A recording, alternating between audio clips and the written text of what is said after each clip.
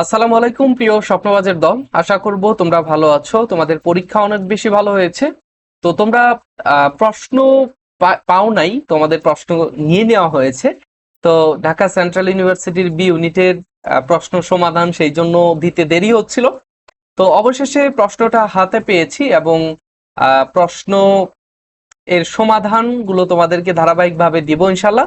তো এই ভিডিওতে আমরা বি ইউনিটের প্রশ্ন নিয়ে আলোচনা করছি বা বি ইউনিটের প্রশ্ন সমাধান করছি। সো চলো দেখো এবং আমাকে কমেন্ট শেষে একটু কমেন্টের মধ্যে ভিডিও শেষে একটু বলবে যে কয়টা প্রশ্ন তোমার হলো বাংলা অংশের এবং পরবর্তীতে আরো অন্যান্য অংশের, সেগুলো তোমরা কমেন্টে ইনশাল্লাহ জানাবা। দেখা যাক। সর্বপ্রথম দেখো, 1 নম্বর প্রশ্ন হচ্ছে ঐশ্বর্য শব্দের প্রমিত উচ্চারণ। উচ্চারণ নিয়ে তোমাদের ক্লাসে আলোচনা করেছিলাম খুব ভালোভাবেই। তো এখান থেকে প্রশ্ন এসেছে ঐশ্বর্য অংশের এই যে সি নাম্বার, এটা তোমার সঠিক অ্যান্সার। এখানে অন্তজ আছে, এখানে অন্তজ আছে, যার কারণে এই দুইটা অ্যান্সার হবে না। এটা এখানে এই যে এইটা ভেঙে লেখা হয় নাই, যার কারণে এটা অ্যান্সার হবে না, অ্যান্সার হবে এটা। যদিও এখানে রয়ের নিচে একটা হলন্ত বা হসন্ত দেওয়া উচিত ছিল, তারপরেও এটাই রাইট। ঠিক আছে। আচ্ছা, 2 নাম্বার যেটা, সেটা হচ্ছে সরস্বতী। সরস্বতী হচ্ছে এই যে দন্তস্বর সাথে সামনের যে ব আছে সেটা, এবং এখানে রস্য ইকার হবে। হ্যাঁ, রস্য ইকার।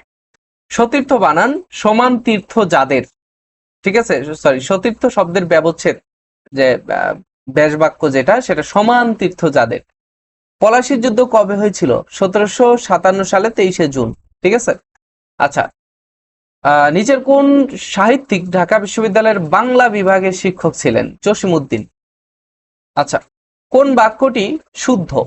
সকল ছাত্র আজ ফুটবল ম্যাচ দেখবে। এখানে বাহুল্য দোষ রয়েছে, সকল, আবার এখানে মন্ডলী দেওয়া রয়েছে, দুইটাই বাহুল্য দোষ। সকল আবার রা দেওয়া আছে, এটাও আমি তোমাদের ক্লাসে খুব সুন্দরভাবে বুঝিয়েছিলাম। তারপরে সকল প্লাস মেয়েরা দেওয়া রয়েছে, যার কারণে বাহুল্য দোষে দুষ্ট। আচ্ছা, 7 নম্বর প্রশ্নটা দেখো যে কোনটি নিত্য মূর্ধন্য স এর উদাহরণ? নিত্য মূর্ধন্য স, এখানে যে রিকার রয়েছে, এই জন্য এখানে তোমার ইয়ে রয়েছে, কি বলে, মূর্ধন্য স রয়েছে। কষ্ট মূর্ধন্য স রয়েছে, টয়ের সাথে যুক্ত, এখানেও টয়ের সাথে যুক্ত, নিয়ম মেনে হয়েছে। এবং উপনিষদ, উপ হচ্ছে তোমার সংস্কৃত উপসর্গ, যার সাথে সংস্কৃত শব্দ মূর্ধন্য স হয়। কিন্তু এই যে কষ্ট, সরি, আষাঢ়, আষাঢ় শব্দটাতে নিয়ম না মেনেই মূর্ধন্য স হয়েছে, যার কারণে এটা নিত্য মূর্ধন্য স। ঠিক আছে। মণি মঞ্জুষা না মঞ্জুরা, মণি মঞ্জুরা হইতে পারে, এখানে টাইপিং মিস্টেক হয়েছে হয়তোবা।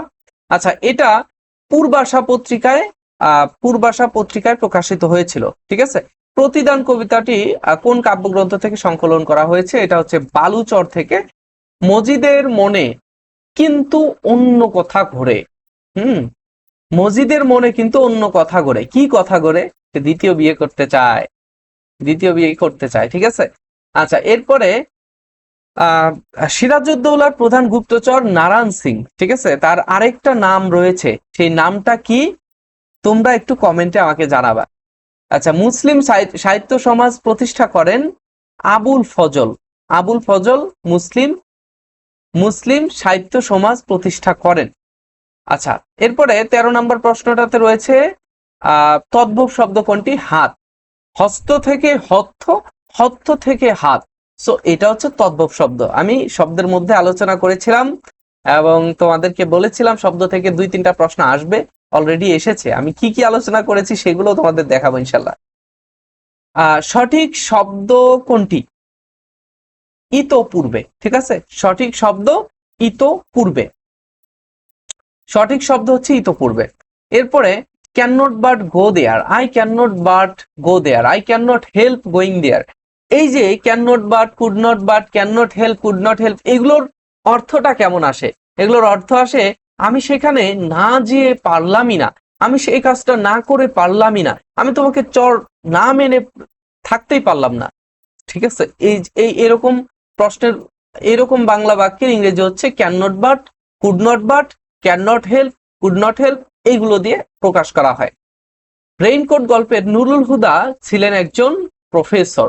নুরুল হুদা একজন কি ছিলেন? প্রফেসর ছিলেন। তারপরে বিদ্রোহী কবিতায় কবি কার বুকের ক্রন্দন শ্বাস, আচ্ছা এখানে টাইপিং মিস্টেক কিনা, আচ্ছা বিধবা, এটার অ্যান্সার হবে বিধবার, ঠিক আছে, বিধবার অ্যান্সার হবে। আগন্তুক নিদক তৈয়স, আগন্তুক, আমি আগন্তুক, নিদক তৈয়স, এখানে এই হকের নিদক শব্দের অর্থ কি? হকের না লাইনের না চরণের, জানি না, টাইপিং মিস্টেক হইতে পারে। গ্রীষ্ম, ঠিক আছে, অ্যান্সার হবে গ্রীষ্ম। নিরক্ত পড়া, এটার অর্থ হচ্ছে বাতাসহীন নিস্তব্ধ গুমোট আবহাওয়া। 20 নম্বর হচ্ছে রাজমাতা কে সিরাজউদ্দৌলা নাটকে? আমিনা, আমিনা বেগম, ঠিক আছে।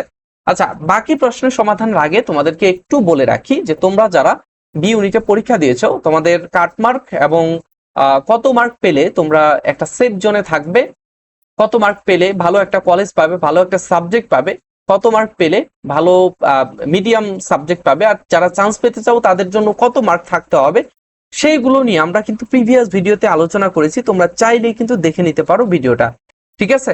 আর তোমরা যারা সেকেন্ড টাইম ভর্তি পরীক্ষার প্রস্তুতি নেবে, অবশ্যই আমাদের লং টাইম পরীক্ষা নেওয়ার যে সিস্টেমটা আমরা চালু করেছি সেখানে তোমরা জয়েন করতে পারো।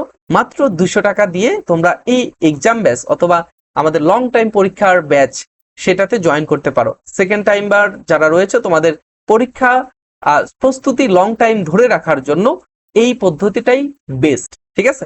সো তোমরা যারা জয়েন করবে অবশ্যই আমাদের হোয়াটসঅ্যাপ নাম্বারে মেসেজ করবে। আচ্ছা, 21 নম্বর প্রশ্নটা দেখো, উদাত্ত পৃথিবী কার লেখা? সুফিয়া কামালের, ঠিক আছে। তারপরে কাজী নজরুল ইসলাম কত সালে 21শে পদক পান? 1976 সালে, পাওয়ার পরেই মৃত্যুবরণ করেন। যত্ন করিলে রত্ন মিলে, এখানে করলে, করলে কোন ক্রিয়া? এটা হচ্ছে অসমাপিকা ক্রিয়া, যেই ক্রিয়াটা দ্বারা কাজ সম্পন্ন বোঝায় না সেটা হচ্ছে অসমাপিকা ক্রিয়া, ঠিক আছে। আচ্ছা, আপসায়া, এখানে আপসায়া, আপ হচ্ছে কোন উপসর্গ? বাংলা উপসর্গ।